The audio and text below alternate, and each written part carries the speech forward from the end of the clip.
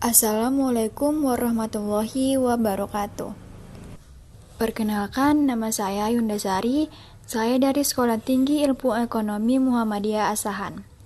Di sini, saya akan menjelaskan tentang keuangan negara dan pencatatannya. Di Indonesia, akuntansi pemerintahan secara historis belum banyak berkembang sejak kemerdekaan 17 Agustus 1945. Produk akuntansi pemerintahan Indonesia pertama adalah neraca kekayaan negara yang dikeluarkan pada tahun 1948. Bentuk akuntabilitas keuangan masih dalam bahasa dan mata uang Belanda. Mulai akhir tahun 2003, barulah akuntansi pemerintahan mendapatkan perhatian dan dasar hukum yang menggantikan produk Belanda, yaitu Undang-Undang Nomor 17 Tahun 2003 tentang Keuangan Negara menjadi pijakan penting perkembangan akuntansi pemerintahan Indonesia. Undang-undang keuangan tersebut diikuti pula dengan Undang-Undang Nomor 1 Tahun 2004 tentang Perbendaharaan Negara dan Undang-Undang Nomor 15 Tahun 2004 tentang Pemeriksaan Pengelolaan dan Tanggung Jawab Keuangan Negara. Dengan ketiga undang-undang tersebut, tuntutan akuntansi pemerintahan semakin nyata. Adapun dasar hukum akuntansi pemerintahan negara yaitu Undang-Undang Nomor 1 Tahun 2004 Pasal 51 tentang 1. Menteri Keuangan menyelenggarakan akuntansi atas transaksi keuangan, aset, utang, dan ekuitas dana, termasuk transaksi pembiayaan dan perhitungannya. Yang kedua, menteri atau pimpinan, lembaga atau kepala SKPD selaku pengguna anggaran menyelenggarakan akuntansi atas transaksi keuangan, aset, utang, dan ekuitas dana, termasuk transaksi pendapatan dan belanja yang berada dalam tanggung jawabnya. Yang ketiga, akuntansi sebagaimana dimaksud pada ayat 1 dan ayat 2 digunakan untuk menyusun laporan keuangan pemerintah, pusat atau daerah sesuai dengan standar akuntansi pemerintah. Selanjutnya, saya akan membahas tentang keuangan negara. Keuangan negara dapat diartikan secara luas atau sempit. Dalam arti luas, pengurusan keuangan negara berarti manajemen keuangan negara, dan dalam arti sempit, pengelolaan keuangan negara adalah administrasi keuangan negara atau tata usaha keuangan negara. Menurut Suparmoko, keuangan negara adalah bagian dari ilmu ekonomi yang mempelajari tentang kegiatan-kegiatan pemerintah dalam bidang ekonomi, terutama mengenai penerimaan dan pengeluarannya, beserta pengaruh-pengaruhnya di dalam perekonomian tersebut. Yang dimaksud pengaruh-pengaruh tersebut misalnya adalah pertumbuhan ekonomi, stabilitas harga, distribusi penghasilan yang lebih merata, penciptaan kesempatan kerja, dan lain-lainnya. Adapun dalam Undang-Undang Nomor 17 Tahun 2003 tentang Keuangan Negara disebutkan bahwa keuangan negara adalah semua hak dan kewajiban negara yang dapat dinilai dengan uang, serta segala sesuatu baik berupa uang atau barang yang dapat dijadikan milik negara berhubung dengan pelaksanaan hak dan kewajiban tersebut.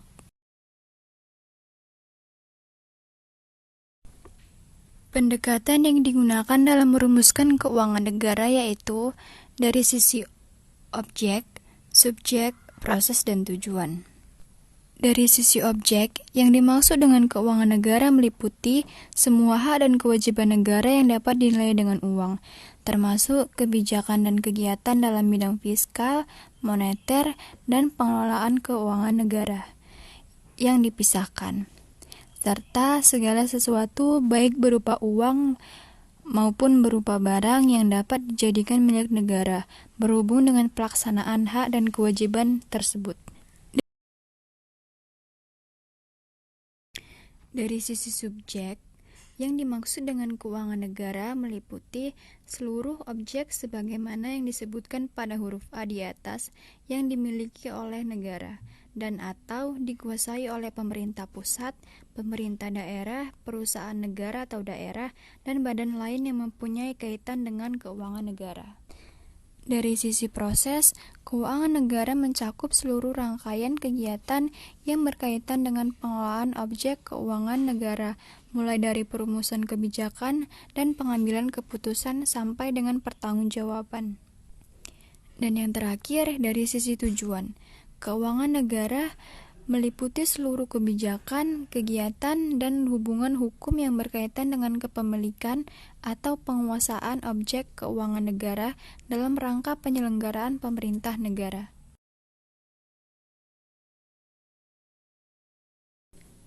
Selanjutnya, hak dan kewajiban negara. Hak-hak negara yang dapat dinilai dengan uang yaitu: yang pertama, hak yang dapat dipaksakan untuk menarik uang atau barang dari warga negara atau penduduk tanpa memberi balas jasa atau imbalan secara langsung. Penarikan itu didasarkan atas peraturan perundangan. Contohnya, penarikan dana pajak, bea cukai, retribusi, iuran, dan sebagainya. Yang kedua, hak memonopoli percetakan uang dan menentukan jenis dan jumlah mata uang sebagai alat tukar. Yang ketiga, hak untuk menarik pinjaman dari masyarakat. Pinjaman itu dapat juga dalam bentuk paksaan, misalnya dengan sanering atau pemotongan nilai uang, atau devaluasi atau penurunan nilai mata uang. Dan yang terakhir, hak menguasai wilayah darat, laut, dan udara, serta segala kekayaan yang terkandung di dalamnya. Selanjutnya, kewajiban-kewajiban negara yang dapat dinilai dengan uang antara lain: yang pertama, kewajiban menyediakan barang dan jasa untuk kepentingan umum. Barang dan jasa yang harus disediakan misalnya penyediaan pertahanan dan keamanan, pembuatan dan pemeliharaan jaringan transportasi publik, misalnya jalan raya, jembatan, pelabuhan, dan bandar udara.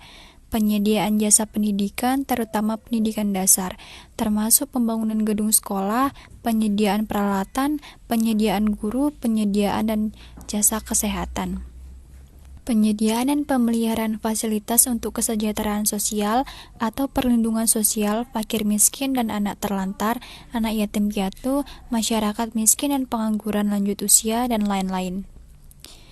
Yang kedua, kewajiban membayar tagihan dari pihak-pihak yang melakukan sesuatu untuk pemerintah atau mengikat perjanjian tertentu dengan pemerintah, misalnya pembelian barang dan jasa untuk kepentingan pemerintah.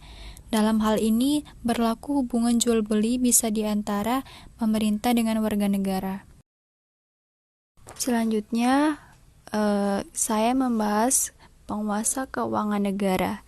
Yang pertama, Presiden.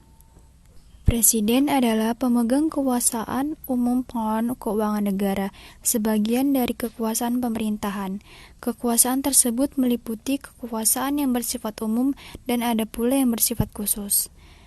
Sebagian dari kekuasaan tersebut didelegasikan kepada Menteri Keuangan dan para menteri dan ketua lembaga sebagai para pembantu presiden. Yang kedua, ada Menteri Keuangan, adalah pengelola fiskal dan wakil pemerintah dalam kepemilikan kekayaan negara yang dipisahkan. Sebagai pembantu presiden di bidang keuangan, Menteri Keuangan adalah Chief Financial Officer atau CFO Pemerintah Republik Indonesia. Yang ketiga, ada menteri dan pimpinan lembaga, adalah pengguna anggaran atau pengguna barang.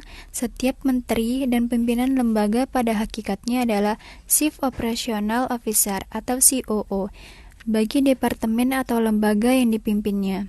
Oleh karena itu, Menteri Keuangan sebagai pemimpin Departemen Keuangan mempunyai posisi rangkap.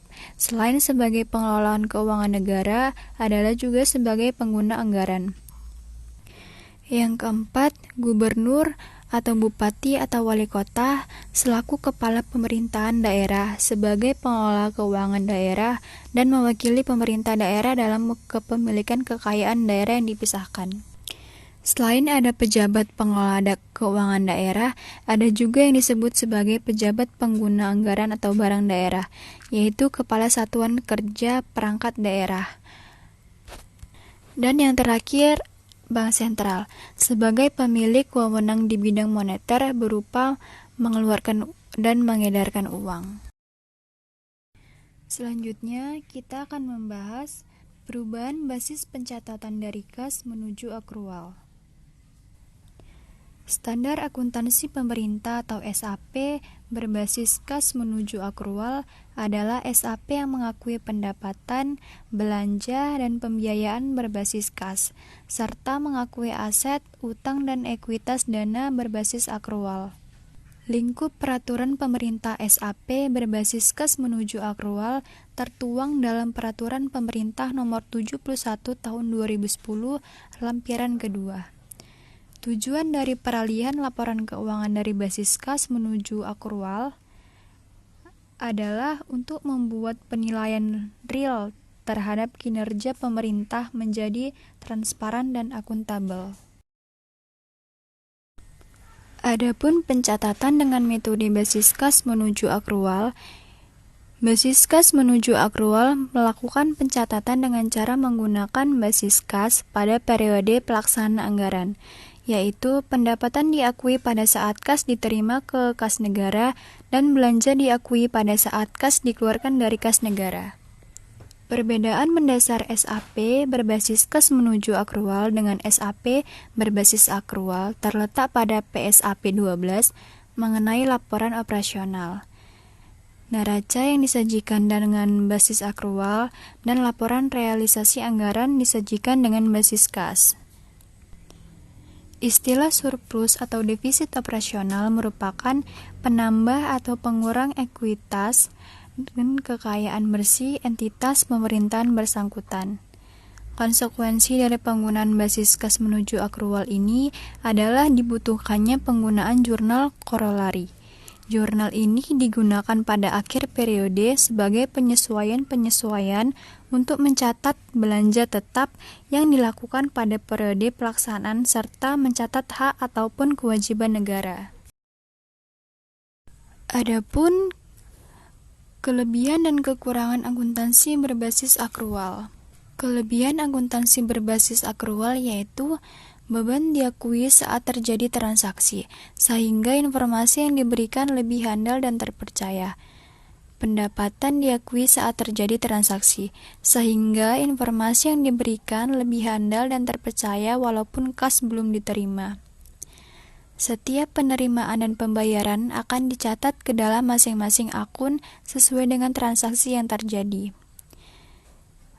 Adanya peningkatan pendapatan perusahaan karena kas yang belum diterima dapat diakui sebagai pendapatan. Laporan keuangan dapat dijadikan sebagai pedoman dalam menentukan kebijakan di masa datang dengan lebih tepat. Laporan keuangan yang dihasilkan dengan diperbandingkan dengan entitas lain, baik pemerintah maupun bisnis. Hal ini dimungkinkan karena kerangka dan ruang lingkup yang sama telah digunakan dengan menerapkan basis akrual. Selanjutnya, kekurangan akuntansi berbasis akrual. Biaya yang belum dibayarkan secara kas akan dicatat efektif sebagai biaya sehingga dapat mengurangi pendapatan. Terakhir, adanya resiko pendapatan yang tak tertagih sehingga dapat mengurangi pendapatan. Tidak ada perkiraan yang tepat kapan kas yang belum dibayarkan oleh pihak lain dapat diterima.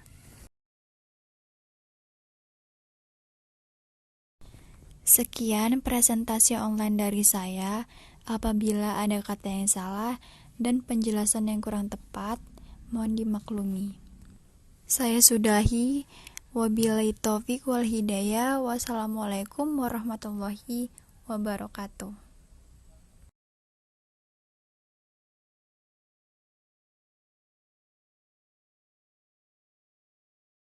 Thank you all. Jangan lupa subscribe, like, and share ya.